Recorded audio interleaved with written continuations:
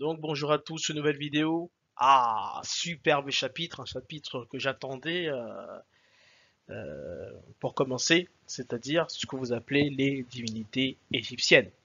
Et vous avez bien vu que je précise bien ici, ce ne sont pas les divinités égyptiennes, mais plutôt les définitions africaines. Okay, donc pour ceux qui suivent nos vidéos, on a prouvé par X reprises que finalement, ce que vous appelez les hiéroglyphes, ce que vous appelez la Bible, ce que vous appelez le Coran, même on verra plus tard si on a le temps, tout ce qui est ancien finalement dérive tout simplement des langues les plus anciennes au monde, c'est-à-dire la langue bien sûr du zéro, la langue du zéro, c'est-à-dire en fait les langues africaines, c'est pour ça que j'aime bien dire le niveau zéro, le niveau de l'origine bien entendu.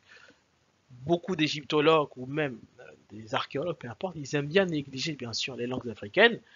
Ils disent qu'ils ne savent pas d'où ils viennent, ces langues en tout cas, ils ne savent pas d'où viennent les langues africaines, mais finalement, on a vu que finalement, vu qu'ils disent que l'Afrique est le berceau du monde, automatiquement, ils devraient étudier simplement les langues africaines. Mais bon, ils font exprès pour pas mettre, bien sûr, l'homme noir au-dessus, entre guillemets, à la lumière du monde, finalement. Donc c'est pour ça qu'on a vu, en fait, que finalement, les cartes sont à l'envers, comme par hasard, c'est-à-dire que le nord est en haut et le sud est en bas. On a vu que finalement, le sud est en haut et le nord est en bas. Okay, donc, vu qu'on a des cartes à l'envers, finalement, ça joue aussi sur la psychologie. On croit qu'on est toujours en bas. Okay, donc, tout ça, c'est fait bien sûr exprès, mais bon, ça, c'est des thèmes qu'on a déjà abordés.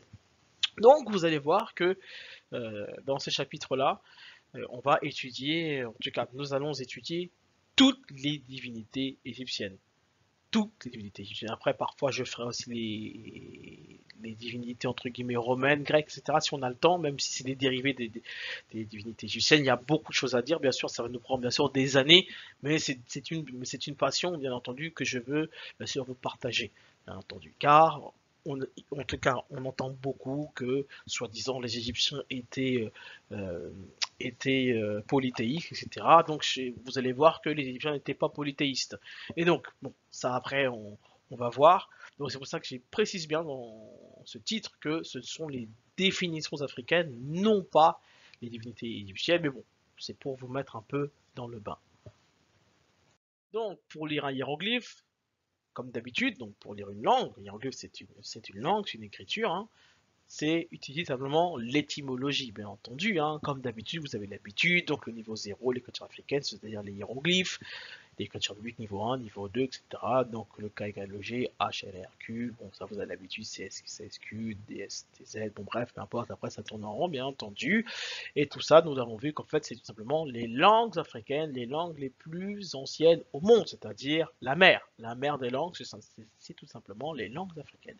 Et regardez ici, Jean-François Champollion, le déchiffreur des hiéroglyphes, considéré comme le père de l'égyptologie, définit le système hiéroglyphique comme suit. Il a entièrement bien saisi le système. C'est vraiment, lorsque je vois cette phrase, c'est magnifique. C'est un système complexe, une écriture tout à la fois figurative, symbolique et phonétique dans un même texte, une même phrase, je dirais presque dans un même mot. Il a entièrement compris la sagesse des hiéroglyphes. Mais bizarrement, bien entendu, lorsqu'il traduit ou lorsqu'il fait les choses, il ne dit pas réellement, bien sûr, en fait, il ne dit pas vraiment la vérité. En fait, parce qu'en disant cela, il cite tout simplement les langues africaines. Parce qu'avec le latin ou avec le grec, etc., vous ne pouvez pas avoir un système à la fois figuratif, symbolique et phonétique. C'est impossible, bien entendu. Hein. Donc, c'est là que je me dis que Jean-François Paulon est parti avec ses secrets. Il est né dans une époque où il y avait beaucoup de racisme, même s'il y a toujours du racisme, bien entendu, mais il est dans une époque de racisme. Donc forcément, avouer ces choses-là, ça va être bien sûr très difficile de dire simplement que les Noirs sont africains.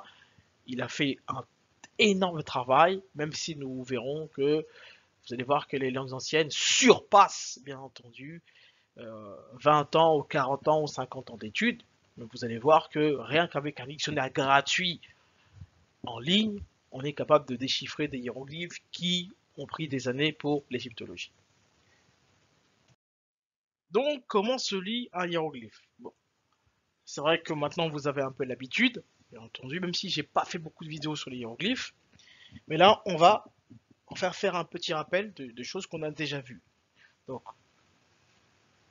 comme l'a bien dit Jean-François Champollion, c'est à la fois figuratif, symbolique et phonétique. Donc, on avait défini les choses suivantes. Donc, figuratif, ce sont nos yeux. L'œil, hein, finalement, c'est l'œil d'Osiris. Hein, donc, en même temps donné, finalement, c'est comme celui que vous appelez Jésus. Donc, lui, il était là pour guérir les aveugles. Et les aveugles, c'est les personnes qui ne voient pas, bien entendu. Donc, ça, c'est un petit aparté. Donc, si vous avez toujours les yeux ouverts, forcément, vous allez voir des choses. Et vous allez voir que vos yeux ne vous trompent jamais. Ok, donc ça, c'est figuratif. Donc, regardez un hiéroglyphe par nos yeux et, en tout cas, notez tout ce que nos yeux voient. Symbolique, la symbolique va être donnée souvent, en tout cas, toujours par le Coran et la Bible. Donc, si, par exemple, vous tapez roseau dans le Coran et la Bible, vous allez voir vraiment tous les hiéroglyphes qui lui sont associés et toute la symbolique. Ou également, vous pouvez faire la chose suivante, vous prenez un dictionnaire africain, vous tapez le terme roseau, vous allez voir tout ce qui est associé avec le roseau. Okay, et vous avez la phonétique. La phonétique, c'est tout simplement la parole, l'écriture. C'est-à-dire que tout ce que vous allez voir, par exemple, si on prend le principe ici du hiéroglyphe M17, donc, par exemple, là, nos yeux nous disent que ça veut dire une plume, ça veut dire peut-être une aile, ça veut dire aussi un roseau. Ok, ça veut dire que la racine consonantique de roseau, d'une aile, d'une plume, ça va être égal. Ok, ni le latin, ni l'arabe moderne, ni l'hébreu moderne, ni le grec, peu importe la langue que vous parlez, sauf les langues africaines, va vous donner une telle perfection.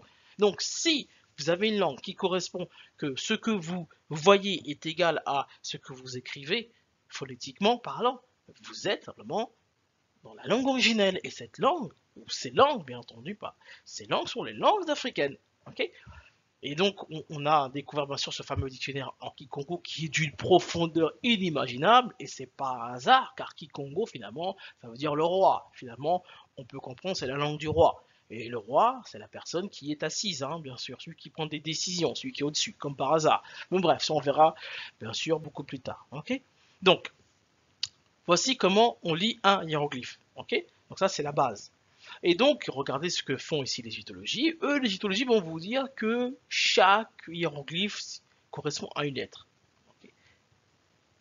Donc ici, vous voyez ici M17, le roseau, ça veut dire un I. Pas du tout. Si vous dites que les hiéroglyphes, parce que là, en fait, c'est le hiéroglyphe de Amon, un hiéroglyphe qu'on a déjà étudié, on réétudiera Amon. En tout cas, vu que mon niveau de hiéroglyphe a augmenté, je ferai une nouvelle vidéo sur Amon, beaucoup plus explicative et on va dire un peu beaucoup plus simple, et on ira bien sûr à l'essentiel, ok, de celui que vous appelez Amon, ou MN finalement.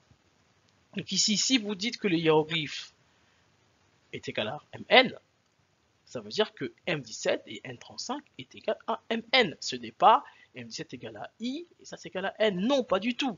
Le hiéroglyphe ici vous explique une histoire. Donc si les trois sont associés, ça veut dire que les trois veulent dire la même chose. Finalement, qu'est-ce que ça veut dire? Finalement, ça veut dire que les trois, en fait, sont synonymes. C'est-à-dire qu'on essaie de vous expliquer une histoire.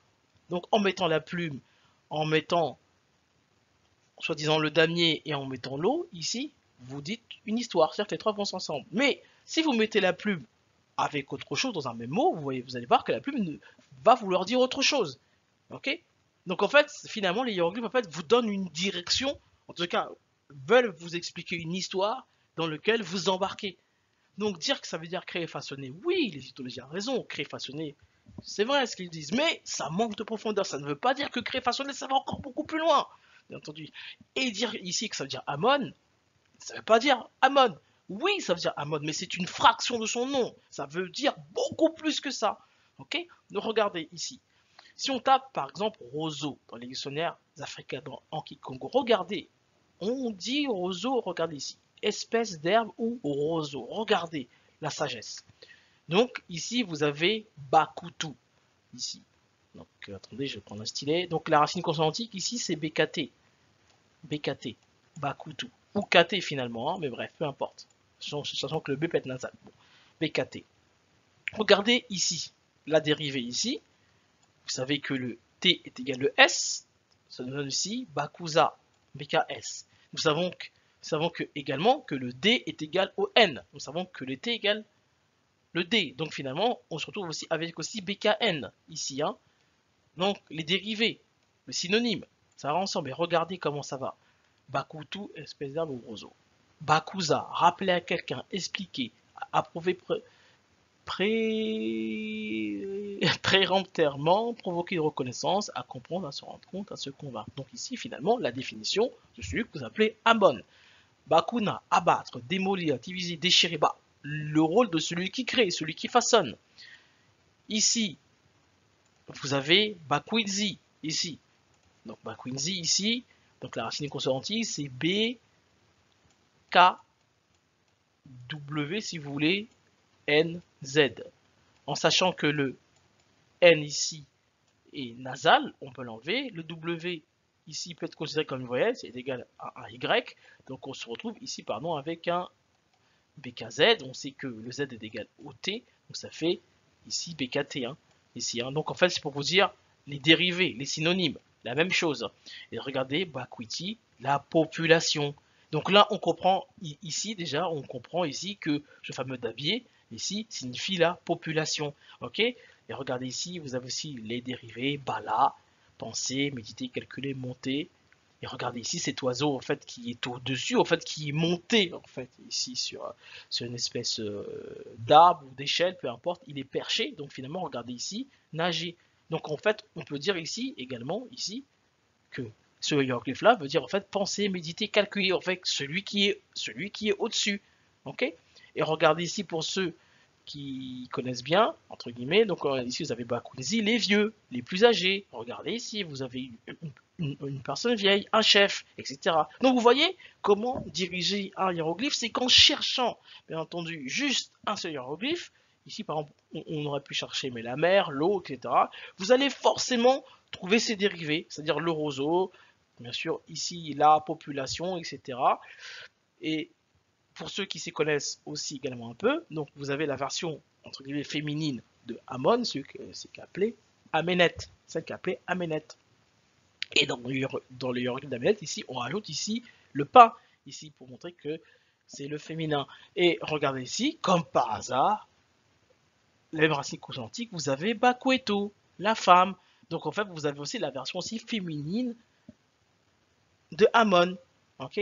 Car lorsque vous citez l'homme, il y a forcément la femme juste à côté. Bon, bref, ça on verra beaucoup plus tard. Mais c'est pour vous dire que, donc, ici, Amon, ici, en tout cas, l'un de ces noms, Amon peut être appelé BKT.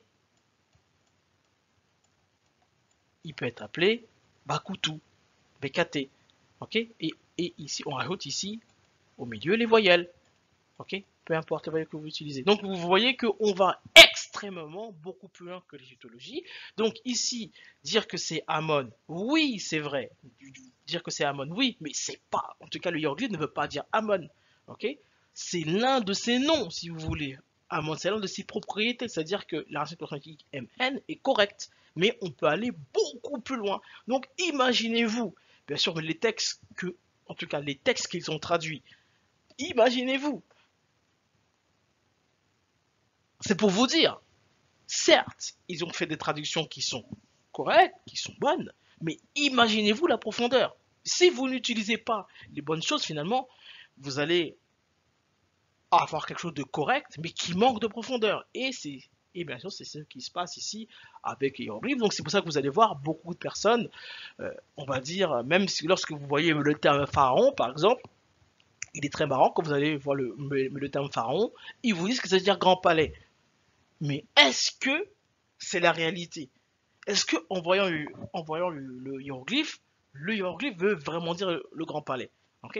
Et de toute façon, c'est ce qu'on va voir dans nos prochaines vidéos, si je fais bien sûr le terme pharaon. Ok. Donc voici comment on lit un hiéroglyphe. Donc vous allez voir qu'on va surpasser largement l'égyptologie. Bien entendu, comme je viens bien de dire, l'égyptologie est considéré comme un enfant, c'est-à-dire qu'un enfant essaie de parler, il essaie de traduire, c'est bien. Ce qu'ils font, c'est excellent. Vous allez même voir que parfois même nous, ça va être compliqué, donc on va faire appel à l'égyptologie. On fait toujours appel à l'égyptologie. Ils ont fait un sacré travail, mais euh, l'égyptologie, c'est l'enfant qui parle. Donc, et nous, en tant qu'adultes, avec un dictionnaire en plus qui est gratuit, on est là, bien sûr, pour rectifier les choses. Ok. Voilà. Donc, Amémet.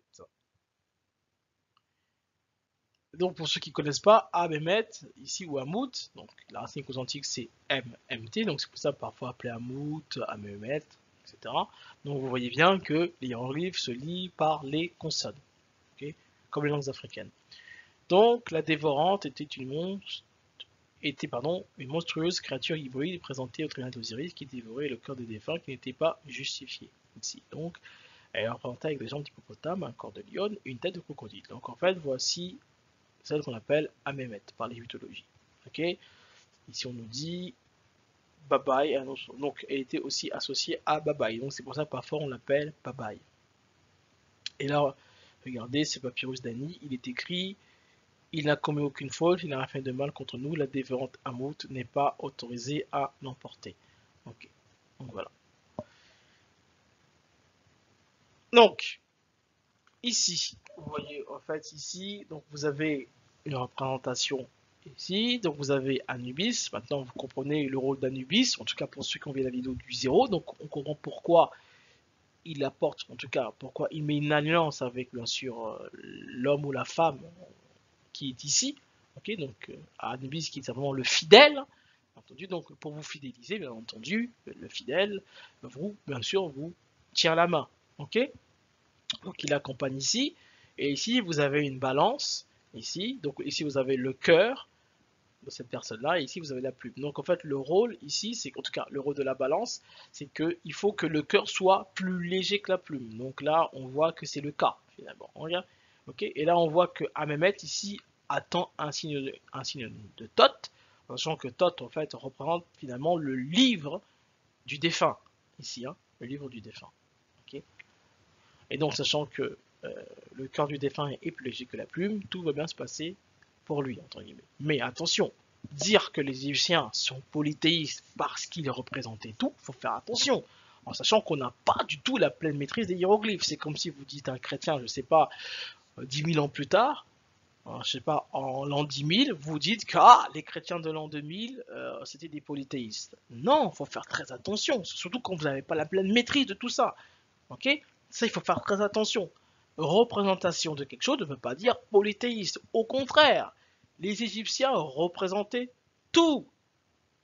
Et une représentation, finalement, on verra beaucoup plus tard que la représentation, en fait, c'était tout simplement des mots. Des mots qui étaient tout simplement représentés. Donc dire que il priait et qu'il était polythéiste, c'est tout simplement ne pas avoir compris les hiéroglyphes. Dire que les Égyptiens étaient polythéistes, c'est ne pas avoir compris les hiéroglyphes. Tout simplement. Ça, je vous dis simplement la vérité. Ok. Certes, certes, c'est confus. Vous dites, ils représentaient donc les mecs qui priaient, il y avait des temples, etc., etc. Mais comme je dis, il y avait toujours de l'exagération, bien entendu. Il y en a qui dépassent les limites, bien entendu. Ok, donc comme il y a des musulmans qui sont non-croyants, ou il y a des musulmans qui sont polythéistes, comme des chrétiens qui sont polythéistes, il y a des chrétiens qui pratiquent et des chrétiens qui ne pratiquent pas, bien entendu. Donc il faut faire très attention en disant que les Égyptiens euh, étaient des polythéistes, bien au contraire, ce n'était absolument pas des polythéistes, mais attention, mais ils représentaient tout. Et ils représentaient tout, pour eux, c'était également une écriture. C'est-à-dire que l'histoire que vous voyez ici, c'est une histoire qui est aussi racontée phonétiquement. En fait, tous les détails que vous voyez ici, le fait que Anubis le tienne, le fait qu'il y ait une balance ici, ok, le fait que Amonette me regarde, etc., le fait qu'il y ait une balance, ça je l'ai déjà dit, le fait que la personne fille ici soit quasiment assise, etc., tout ça c'est relié, ok. Et si on regarde ici ce hiéroglyphe ici, finalement, en fait, ce hiéroglyphe, rien qu'en regardant ici, on comprend en fait la signification du hiéroglyphe ici, hein. Donc ici le bras, ici c'est quoi le bras? Bah, en fait, on voit bien que le bras ici c'est Anubis, ok. Donc ça veut dire en fait tenir, ok. Tenir. Ici, regardez les deux oiseaux qui nous fixent. Il y a deux oiseaux ici. Là, on comprend bien qu'en fait ces oiseaux-là, en fait, c'est la balance ici, hein. Donc en fait c'est la balance du cœur par rapport à la plume. Et ici, là, en fait ici, on comprend vite qu'en fait c'est le jugement, sachant que ici c'est en tout cas le pain, le partage, c'est finalement ça représente également la vie comme la mort. C'est-à-dire que rien qu'en regardant ces hiéroglyphes-là, on comprend directement l'action. Mais ça, après, il faut bien entendu une certaine sagesse. Ok? Donc là, ça veut dire que la personne qui est prise est jugée pour savoir finalement si elle va au paradis ou si elle va en enfer. Ok? Rien qu'en regardant ces hiéroglyphes-là, tranquillement, en regardant aussi cette représentation-là, pardon, on comprend rapidement la signification de Amonet. Mais ça, après, comme je dis, ça demande une certaine sagesse, bien entendu. Hein. Et si vous allez voir les hiéroglyphes de Amonet ici, vous allez voir que ça va être complètement confus pour eux. Alors que finalement, ce hiéroglyphe-là, en fait, comment eux, ils le représentent en histoire, bah, l'histoire est tout simplement ici. Okay. Donc dire que les Égyptiens étaient polythéistes, comme je dis, moi j'aime bien le dire, c'est tout simplement ne pas avoir compris le principe des hiéroglyphes. Donc nous, en tout cas nous, plutôt eux, l'égyptologie, donc on est parti déchiffrer un peu ce qu'ils disent sur hiéroglyphes. Donc ils disent qu'ici c'est un avant-bras, ici. Là ici c'est l'avant-bras. Okay. Okay. Ici c'est une chouette, j'ai 17. Ici c'est le pain. On voit bien leur définition, le pain. Vous voyez bien que le pain, certes le pain c'est le partage, certes, mais vous voyez que déjà rien que dans leur définition il y a des soucis. Dire que ça veut dire le pain, ça veut pas dire le pain. Certes, c'est bon en disant le pain, mais quelqu'un qui découvre le hiéroglyphe, il voit le pain, il va dire mais qu'est-ce que le pain a à voir avec Amonet, vous comprenez donc? Si vous vous arrêtez juste à l'égyptologie, vous ne voyez, en tout cas, pour tout ce qui est profondeur, ça va pas suffire. Et dire en fait ici que c'est une chouette, par exemple ici, vous voyez bien qu'il y a un souci. C'est une chouette et alors? Vous allez vous dire mais c'est une chouette et alors? Bah oui, et alors, mais la particularité de la chouette, en fait, la particularité de la chouette, vous voyez bien, c'est qu'elle vous fixe, c'est qu'elle est posée. Le fait d'avoir un avant-bras, eux, ils ont juste relevé l'avant-bras, mais en fait, l'avant-bras, c'est quoi? C'est saisir, c'est tenir, c'est prendre. Le fait qu'il y ait ce pain, le pain, c'est quoi? C'est le partage, c'est la grosseur, mais également, comment c'est représenté ici? Là, ici, la vie, donc le partage de la femme vis-à-vis de son enfant, la femme qui est enceinte, donc la vie, et ça représente aussi l'autre moitié ici qu'on ne voit pas ici, ça rentre également la mort. Ok? Donc, vous voyez que l'égyptologie est un peu restreint finalement dans leur définition, ça va pas très loin, et bien entendu, ça manque de profondeur. Donc ici, regardez, ils disent Amémet, comme d'habitude. Donc eux, ils disent que ici, c'est le A, donc le bras, c'est le A. Ici, c'est le A. Ensuite, vous avez le M, qui est la chouette, et le T, qui est le pain. Donc ça donne bien sûr Amémet, sachant que le G17 est doublé deux fois. Donc ça veut dire Amémet, donc, ou MMT. Donc ça, c'est l'égyptologie. Donc nous, directement, on va beaucoup plus loin. Directement. Donc dans les langues africaines, donc en hiéroglyphe, nous directement, des 36, on peut aller plus loin, c'est-à-dire saisir, ça veut dire prendre, ça veut dire amener. Ok, ici, vous voyez bien, le rôle ici d'Anubis ici. Hein. Ensuite, le G17, c'est fixer, c'est regarder, c'est analyser, c'est jauger. Mais oui, le rôle de la chouette, le fait qu'elle a toujours les yeux ouverts, elle analyse, on ne sait pas ce qu'elle fait. On dirait qu'elle est en train de nous analyser, on dirait qu'elle est en train de nous jauger. C'est ça les hiéroglyphes. Ça va extrêmement loin. J'aime appuyer sur cela. C'est que tous les détails que vous voyez, ils sont extrêmement importants. Et X1, bien entendu, on a déjà vu X fois, c'est le partage, c'est le milieu, c'est la vie, c'est la mort, etc. etc., etc.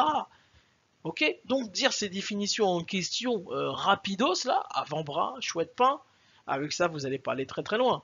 Vous allez pas aller très loin. Certes, dire que Amémet, c'est la dévoreuse, etc. Dans le principe, ils ont raison. Mais dans la profondeur, vous voyez bien qu'il y a un souci. Ok? Poursuivons. Donc, comme à nos habitudes, on va regarder comment on dit dévorer, parce qu'elle est considérée comme la dévoreuse, donc c'est un peu facile. On va voir comment on dit dévorer, manger en hébreu moderne. Et regardez comment on dit akal. Akal. Donc la racine quantique, c'est KL. Donc on va voir comment on dit pareil dans les langues africaines. Donc Anki, Congo, Lingala, etc. Et regardez maintenant comment c'est magnifique. Crocodile se dit colis. Cocodile, mangeur d'hommes, colis. Bah, n'est-ce pas le rôle de Aménet? C'est ça qu'on appelle Aménet. Amémet, pardon. Vous voyez bien que se dit colis. Et donc colis, est égal à Akal, mangeur. Donc le crocodile, c'est pour ça que Amémet est représenté par un crocodile. Donc mangeur d'hommes. Ok. Et ici, vous avez aussi des dérivés ici. Nkoloto, aîné, chef, expéditeur, mandataire. Mandataire. Donc le fait qu'il y ait un mandat sur vous, le fait que vous soyez jugé, vous avez un mandat sur vous. Et donc le rôle d'un bébé, c'est de savoir si votre cœur est plus léger que la plume. Non, est plus léger que la plume, pardon. Et regardez ici, comme on dit crocodile, c'est aussi une gendu. Gendu, donc nous savons ici que le ND est égal, on a déjà vu ND égale au L et le G égale au K, donc ça donne NKL. Donc gendu, crocodile, regardez comment c'est magnifique. Gendu, crocodile, ici vous voyez bien. Hein.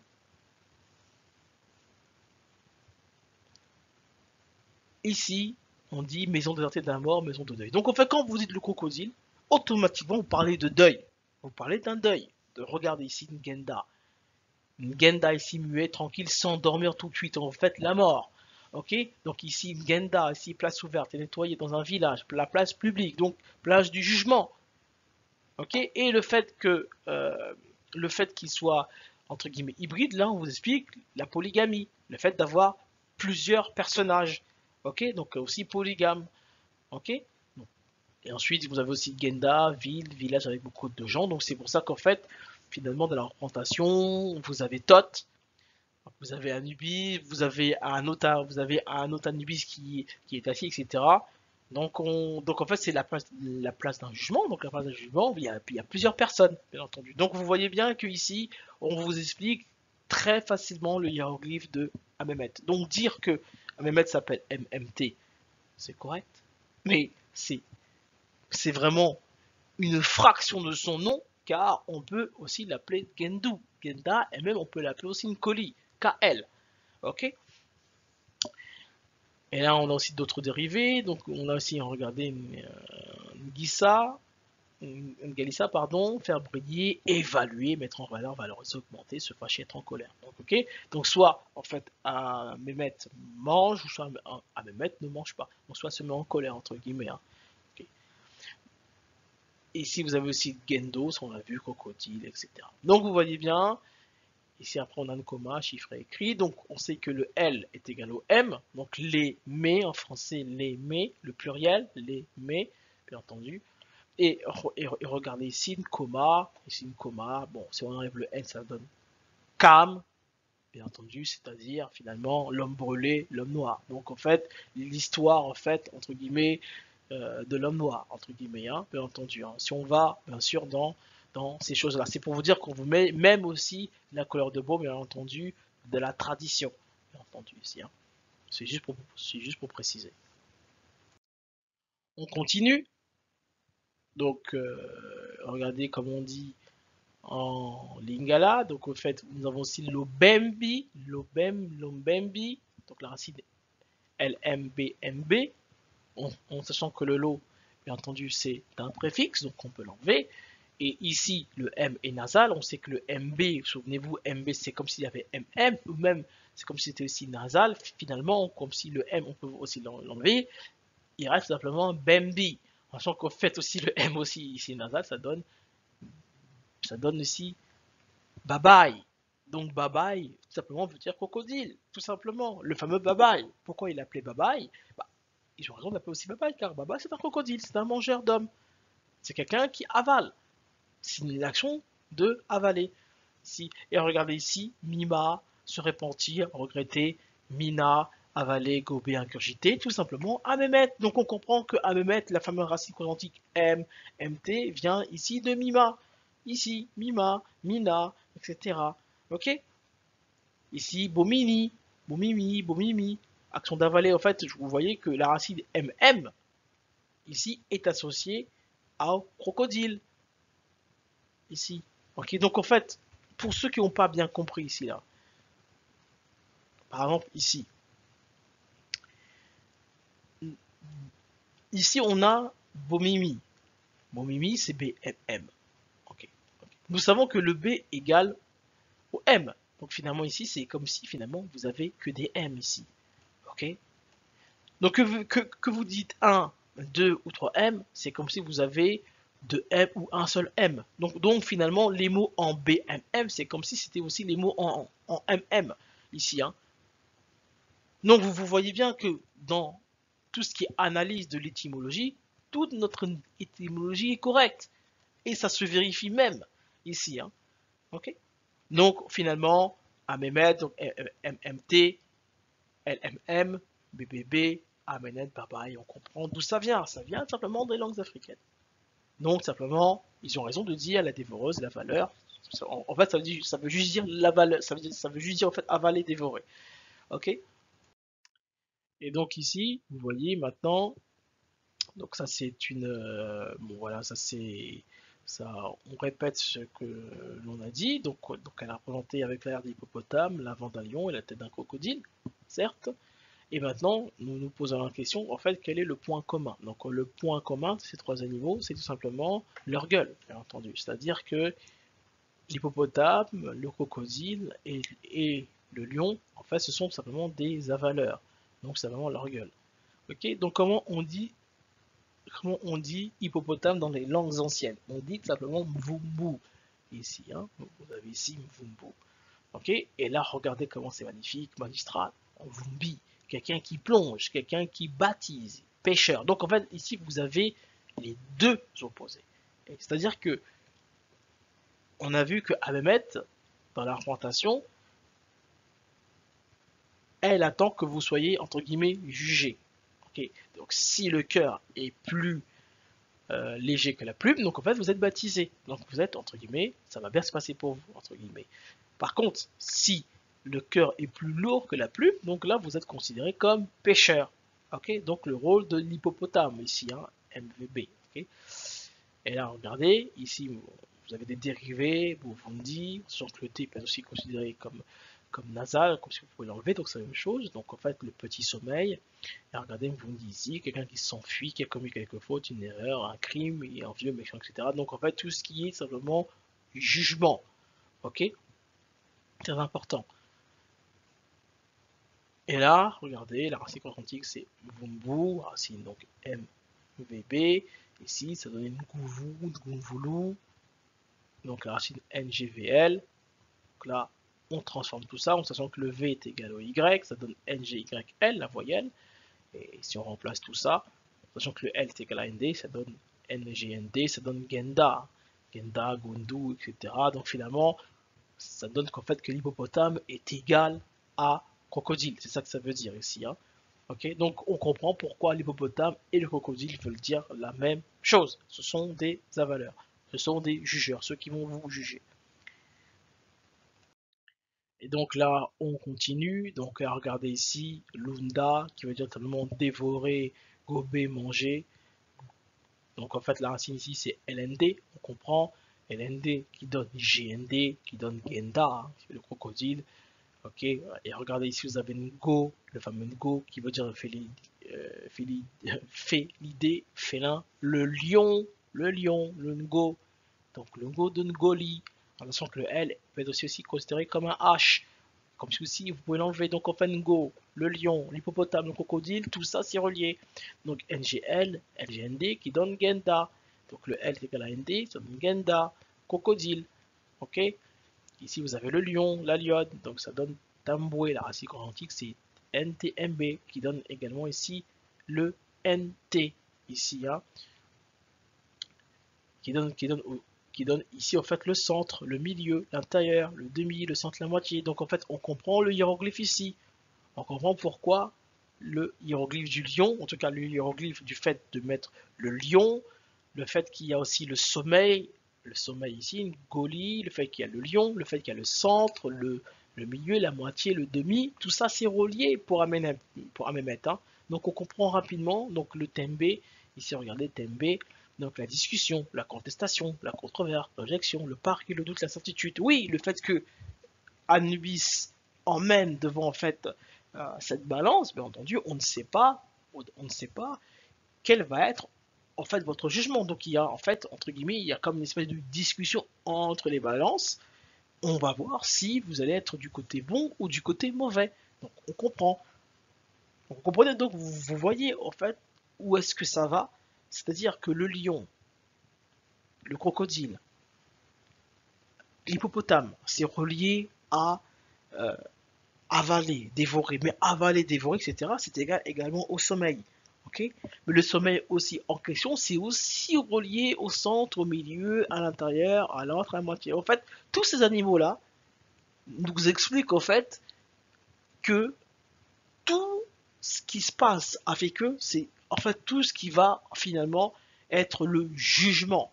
Tout ce qui va être jugement. Et regardez ici, ce qui est impressionnant ici, regardez ici, Simbana, donc Simba qui veut dire aussi lion et lion, en lingala, Simba, regardez, quand vous dites lion et la lionne, automatiquement, racine consonantique, vous avez saisir, tenir. Donc ici, le hiéroglyphe ici, saisir, tenir. Ok. Et regardez ici, vous avez Simbi, le jeu du hasard, le sort que vous réserve simplement la balance. Ici. Ok. Mais c'est. Mais non, mais là, c'est. Vous voyez bien que c'est magistral. C'est complètement magistral. C'est magistral. Là, vous avez vraiment la définition même de celle que vous appelez Amémet. Juste en regardant les hiéroglyphes qui lui sont associés. N'est-ce pas formidable? C'est-à-dire que même Amonet, on peut l'appeler Simba. On peut l'appeler SMB. Simba. Celle qui tient. Celle qui attend votre sort. Ok? Incroyable. Vraiment incroyable. Ok? Conclusion. Donc, l'égyptologie dit que ça veut dire MMT ou parfois bye bye, bébé. Ok. Donc ça, nous l'avons prouvé extrêmement facilement avec les langues africaines. Oui, l'égyptologie dit elle s'appelle Hamoud Babaï. Oui, mais c'est avoir 2 sur 10, c'est avoir 1 sur 10. Comme j'aime bien le